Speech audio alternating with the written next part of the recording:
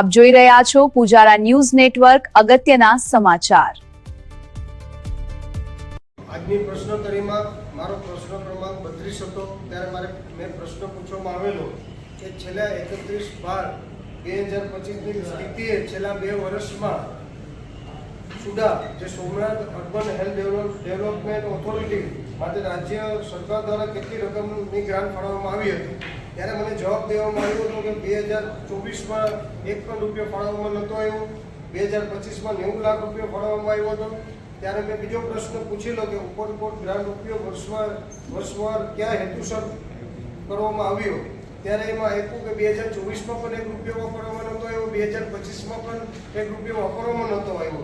ત્યારે 90 લાખ રૂપિયા જેવી મોટી રકમ જે લોકોના ટેક્સના રૂપિયાથી આવેલી છે અને આ મોટી રકમ જે વાપરવાની હતી એ જનતાના રૂપિયાથી વાપરવામાં હતી, સોમનાથની પ્રજા માટે વાપરવાની હતી, સોમનાથના લોકો માટે વાપરવામાં હતી।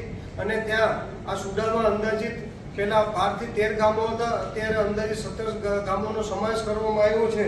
ત્યારે આ જે 90 લાખ રૂપિયા જેવી રકમ 1 પણ રૂપિયો વાપરવામાં નથી આવ્યો।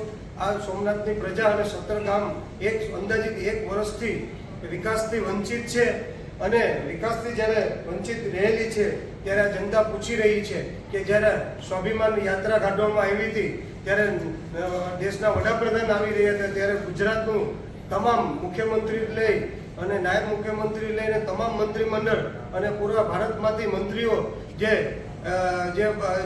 વડાપ્રધાન આવી રહ્યા હતા ત્યારે સ્વાભિમાન યાત્રામાં તેમને મસ્કા પોલીસ માટે 1 અઠવાડિયાથી પહોંચી ગયા। પણ એ સમયે આ 90 લાખ રૂપિયા જેવી રકમ જો સુડાનમાં ઉપયોગ કરવામાં આવે તો આ લોકોને ઉપયોગ થાત, કારણ કે આ રોડ, રસ્તા, લાઇટ, પાણી અને ગાર્ડન આ તમામ વસ્તુઓ માટે ઉપયોગ કરવામાં આવતી હોય છે।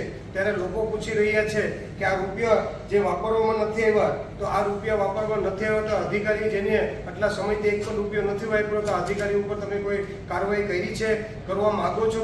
અને જો નહીં કરવામાં આવે તો સોમનાથની પ્રજા એક આંદોલનના રૂપમાં થોડા સમયમાં એક આંદોલન કરવું પડશે, એવું જરૂર પડશે।